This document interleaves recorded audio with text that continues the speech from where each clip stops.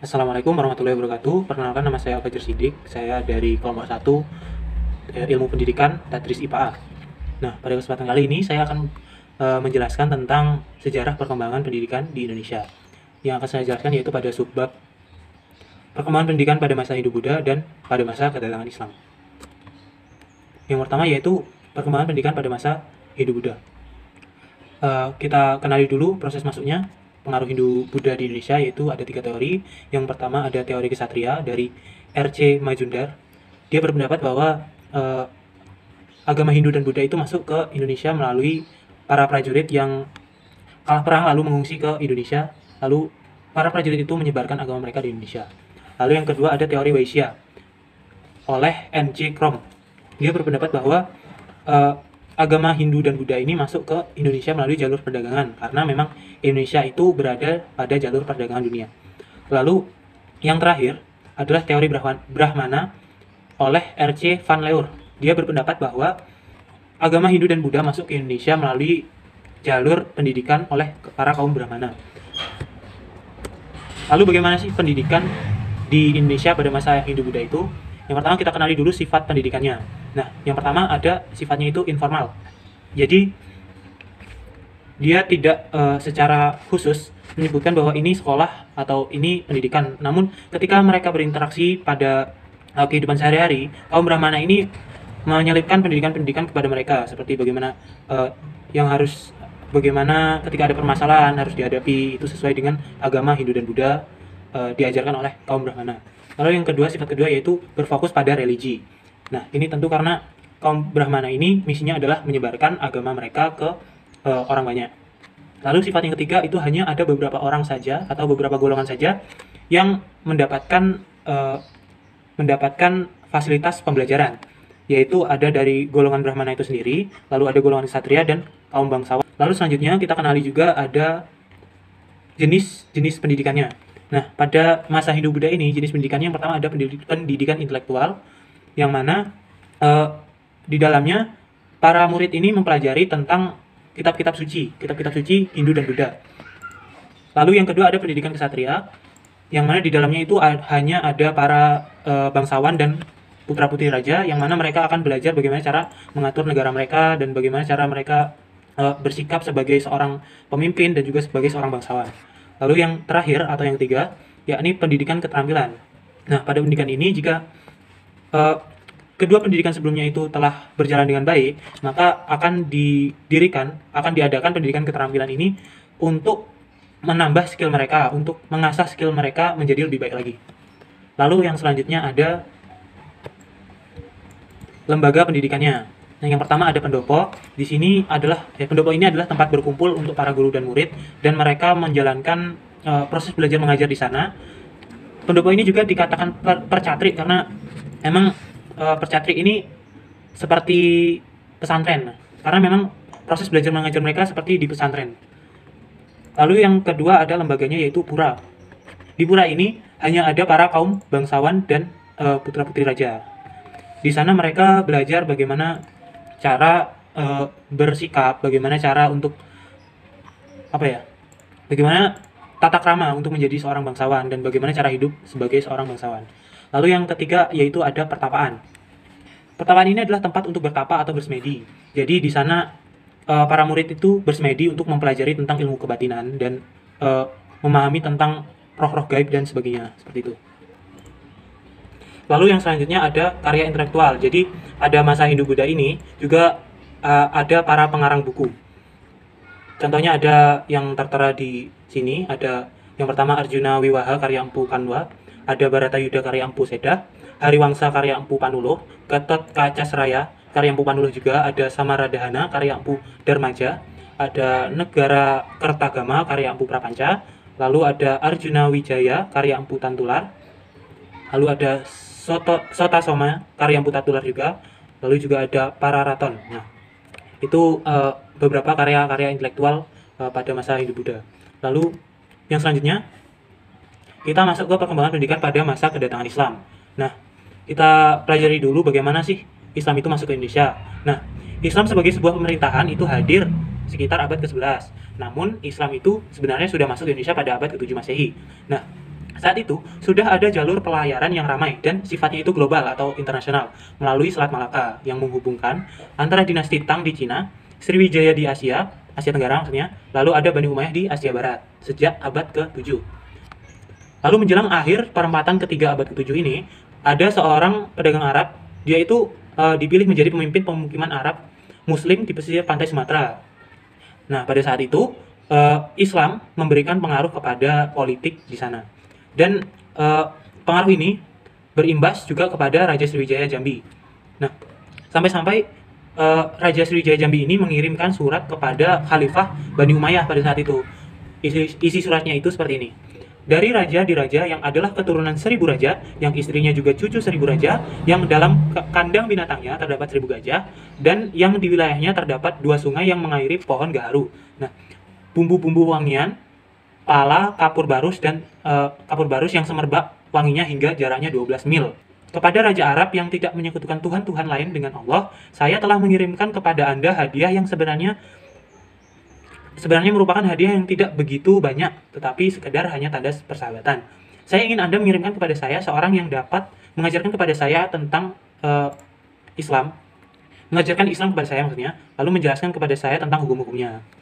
Nah, setelah itu, 2 tahun kemudian, Raja Sriwijaya Jambi ini yang tadinya seorang Hindu, dia akhirnya memeluk Islam.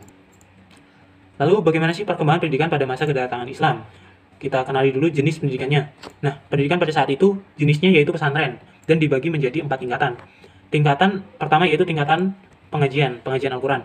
Nah, pada tingkatan ini, para santri itu belajar tentang huruf hijaiyah, bagaimana cara membaca Al-Quran dan bagaimana doa-doa dan dasar-dasar lainnya. Lalu, setelah lancar dalam membaca Al-Quran, mereka akan masuk ke tingkat selanjutnya yaitu tingkatan pengajian kitab. Nah, pada tingkatan ini seperti namanya, mereka belajar tentang kitab-kitab selain dari Al-Quran, kitab-kitab karangan para kiai terdahulu. Lalu setelah dianggap mahir, mereka masuk ke tingkat selanjutnya yaitu tingkat pesantren besar. Nah, pada tingkatan ini mereka belajar tentang kitab-kitab yang sifatnya lebih berat dari kitab-kitab lainnya. Lalu setelah itu ada tingkatan tahasus. Nah, pada tingkatan ini mereka mulai mengkhususkan pembelajaran mereka dan memilih salah satu cabang untuk didalami dan belajar secara khusus pada bidang itu. Selanjutnya ada lembaga pendidikan. Nah, lembaga pendidikannya ini yang pertama ada masjid. Di sana para santri itu belajar tentang pelajaran Islam, tentang dasar-dasar Islam dan sebagainya.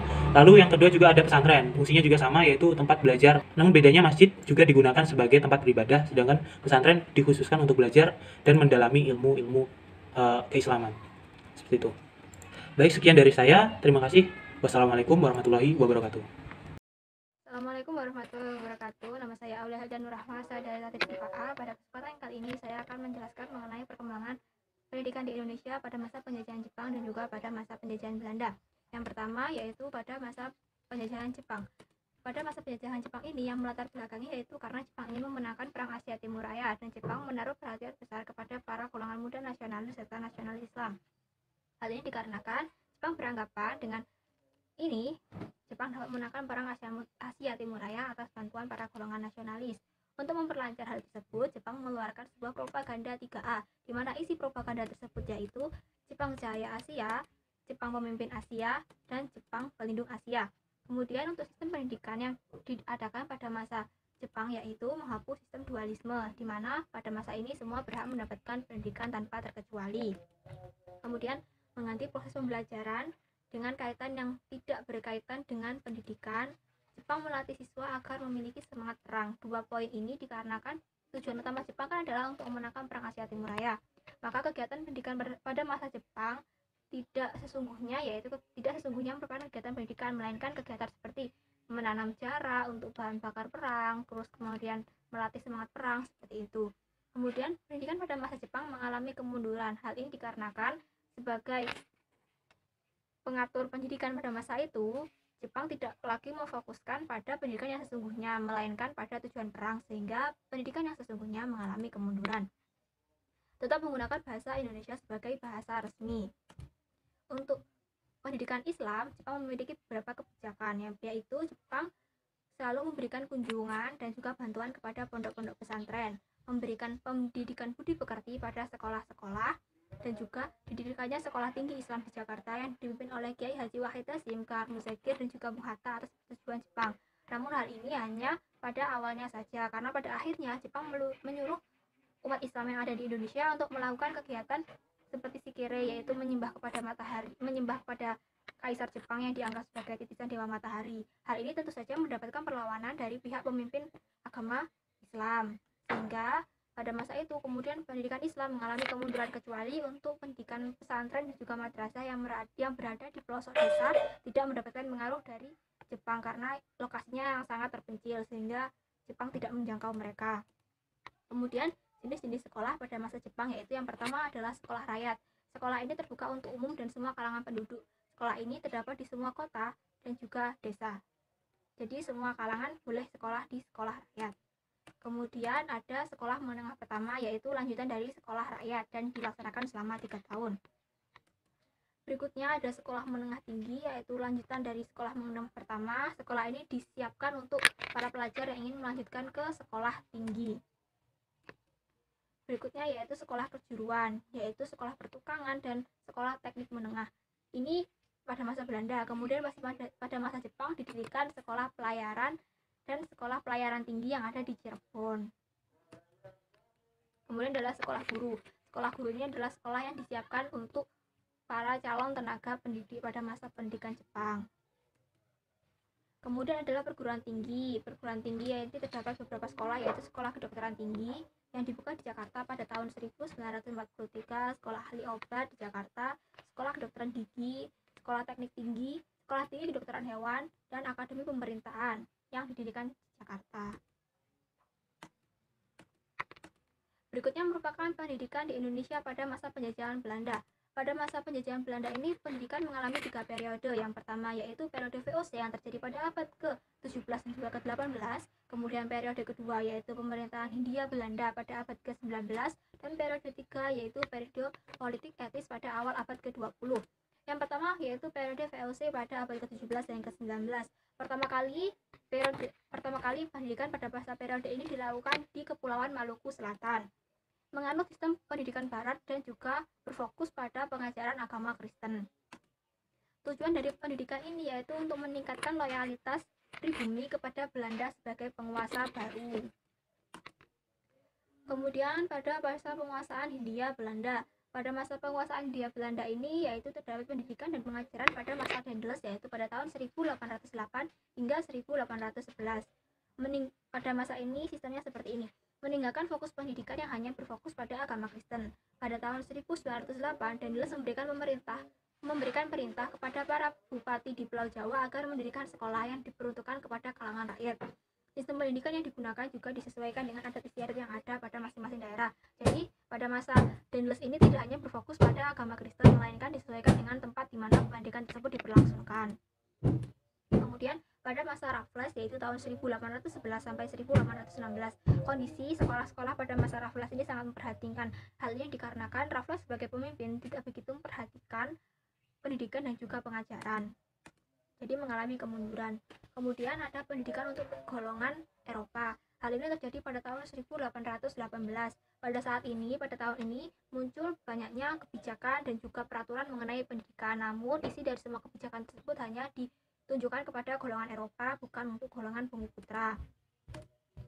Berikutnya adalah pendidikan untuk penduduk golongan Bumi Putra. Tujuannya yaitu untuk menjadikan pegawai administrasi kantor dan perusahaan Belanda. Didirikannya sekolah negeri pertama di Jepara dan Pasuruan pada tahun 1849, dan kemudian didirikan sekolah raja pertama kali di Bandung, Magelang, dan Probolinggo pada tahun 1878. Kenapa kok didirikan pendidikan untuk golongan Bumi Putra? Karena Belanda ingin mendapatkan pegawai untuk bekerja di administrasi kantor dan perusahaannya dengan gaji yang kecil, sehingga mereka tidak perlu mengeluarkan biaya banyak.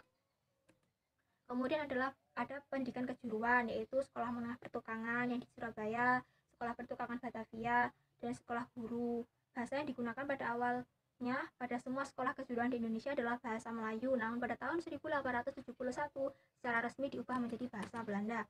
Kemudian pendidikan dokter. Latar belakang didikannya sekolah ini dimulai pada tahun 1811, di mana para penduduk Bumi Putra dilatih untuk menjadi juru cacar.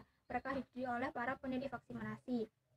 Kemudian pada tanggal 2 Januari tahun 1849 secara resmi didirikan Sekolah Ahli Kesehatan. Pada awalnya sekolah ini hanya ditempuh selama 2 tahun, namun seterusnya pada tahun-tahun berikutnya lama pendidikannya yaitu 5 sampai 6 tahun. Kemudian untuk periode ketiga yaitu periode politik etis. Pada masa ini politik etis sendiri diprakasai oleh Ratu Belanda pada tahun 1901. Politik etis merupakan akar permasalahan dari rasa kemanusiaan sekaligus keuntungan ekonomi. Pada masa politik etis ini, orang Belanda mulai muncul rasa prihatin terhadap kesejahteraan dan status pribumi. Pihak Belanda beranggapan bahwa bangsa Indonesia membutuhkan sebuah perubahan dan kehidupan dari segi perekonomian dan pendidikan yang lebih baik. Orang pertama yang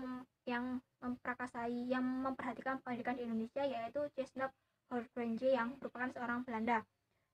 Orang ini memberikan konsep pendidikan yang awalnya hanya untuk kaum priai dan juga kaum atas dapat dijangkau dan juga diperuntukkan oleh kalangan bawah maupun priai bawah. Sekian penjelasan dari saya. Wassalamualaikum warahmatullahi wabarakatuh. Assalamualaikum warahmatullahi wabarakatuh. Perkenalkan, nama saya Febriana Saputri dari kelompok 1. Nah, di sini saya akan mempresentasikan hasil diskusi dari kelompok kami. Yang pertama itu adalah perkembangan pendidikan masa kemerdekaan sampai dengan sekarang. Nah, perkembangan pemerintahan bangsa Indonesia dimulai sejak diproklamasikan pada tanggal 17 Agustus 1945. Nah, sebagai negara yang independen, maka bangsa Indonesia pun perlu menyusun sistem kehidupan berbangsa dan bernegara yang berlandaskan Pancasila dan Undang-Undang Dasar 45. Nah, setelah proklamasi kemerdekaan, Indonesia melakukan banyak perubahan, salah satunya pada bidang pemerintahan dan bidang pendidikan. Nah, dalam bidang pendidikan pun Indonesia mengalami perubahan, yaitu terutama pada landasan filosofi pendidikan, tujuan pendidikan, sistem pendidikan, dan kesempatan belajar yang diberikan kepada rakyat Indonesia.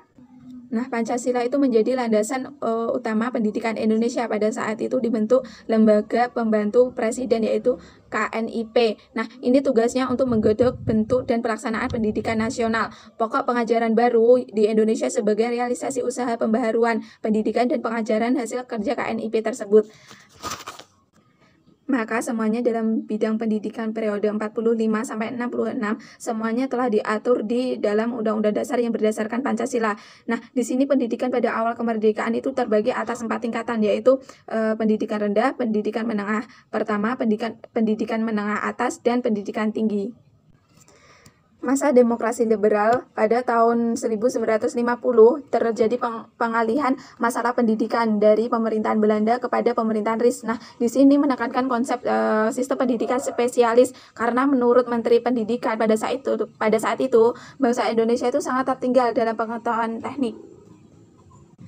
Selanjutnya, pada tahun 68 sampai 98, Indonesia itu mengalami loncatan yang signifikan dalam bidang pembangunan karena adanya instruksi dari Presiden. Berikut kurikulum yang digunakan sebelum atau pada masa Orde Baru, yaitu kurikulum 68, kurikulum 75, kurikulum 84, sama kurikulum 94. Nah, adapun kurikulum yang dipakai pada masa reformasi, yang pertama, kurikulum berbasis kompetensi atau KBK. Nah, yang bersubjek kepada peserta didik yang dituntut untuk aktif dalam memperoleh informasi, sebaliknya guru sebagai fasiliator. Yang kedua, yaitu kurikulum tingkat satuan pendidikan atau KTSP yang tidak jauh berbeda dengan KBK. Ya, ini perbedaannya terletak kepada kewenangan alam penyusunannya, yaitu mengacu pada desentralisasi sistem pendidikan. Nah, pada kurikulum 2003 mengarahkan peserta didik untuk menjadi manusia yang berkualitas, yang mampu dan proaktif dalam menjawab tantangan zaman yang selalu berubah-ubah. Menjadi manusia terdidik yang beriman dan bertakwa kepada Tuhan Yang Maha Esa, berakhlak mulia, sehat, berilmu, cakap, kreatif, mandiri, dan menjadi warga negara yang demokratis dan bertanggung jawab.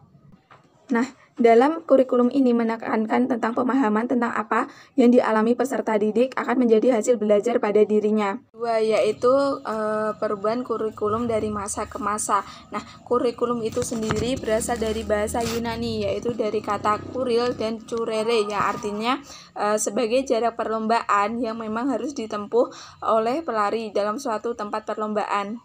Nah, dari berbagai pengertian kurikulum dapat diartikan secara luas, merupakan kumpulan mata pelajaran yang harus diselesaikan oleh seorang peserta didik atau siswa, dan juga rencana pembelajaran belajar yang dibuat oleh guru dan beberapa pembelajaran yang dilakukan oleh siswa. Nah, kurikulum sebelum kemerdekaan dimulai dengan datangnya bangsa Eropa, yaitu Kompani Belanda, dan masa pemerintahan Jepang sampai masa kemerdekaan. Nah, terbentuklah lembaga-lembaga pendidikan yang bertujuan untuk menyebarkan agama Kristen di Indonesia. Pendidikan pada masa ini diberikan bangsa Belanda ke pribumi. Adanya lembaga ini membuat Kompani Belanda merasakan perlunya pegawai rendahan yang harus bisa membaca dan menulis. Nah, tujuan utama dari pendidikan pada masa Jepang ini yaitu hanya untuk memenangkan perang. Nah, pada masa ini muncullah sekolah rakyat yang bisa disebut dengan Kokumin Gakko. Nah, selama 6 tahun dan mengubah pelajaran yang berbau Belanda dihilangkan dan bahasa Indonesia itu menjadi bahasa pengantar. Sedangkan kurikulum sesudah kemerdekaan, yang pertama kurikulum rencana pelajaran tahun 1947 sampai 1968. Nah, pada masa ini susunan pelajaran itu sangat biasa, hanya mata pelajaran dan hanya memuat garis-garis besarnya saja. Nah, pada tahun 1975, di sini kurikulum menekankan pada tujuan agar pendidikan itu bisa efektif dan efisien. Nah, pada tahun 1984 itu biasanya kurikulum yang sudah disempurnakan. Nah, pada tahun 1994 di sini terdapat sistem catur wulan di mana setahun dibagi 3 tahap. Ini diharapkan agar siswa dapat menerima pelajaran lebih banyak lagi. Nah, melalui pendekatan itu diharapkan peserta didik atau siswa itu bisa memiliki kompetensi diri, keterampilan, dan pengetahuan jauh lebih baik lagi. Cukup sekian presentasi dari kelompok kami. Jika ada kata-kata yang kurang berkenan, mohon untuk dimaafkan. Wassalamualaikum warahmatullahi wabarakatuh.